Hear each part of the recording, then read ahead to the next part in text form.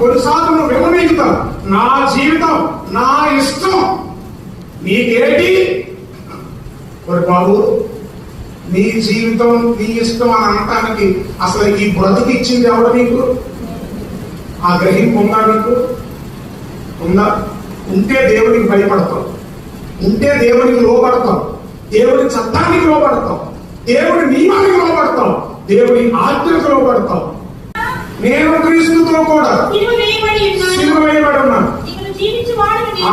పౌలు గారు చెప్తా ఉన్నాడు, ఇక నువ్వు జీవించేవాడు నేను కాదు, క్రీస్తే నా యందు జీవిస్తా ఉంటాడు.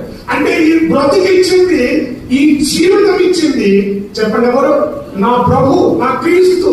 కనుక మన జీవితాన్ని కూర్చి ప్రభు లెక్క అడుగుతాడు. ఒరే బాబు, నువ్వు జీవించుతున్న జీవితం నేను నీకు ఇచ్చాను, దానికి లెక్క చెప్పు. చెప్పగలమా?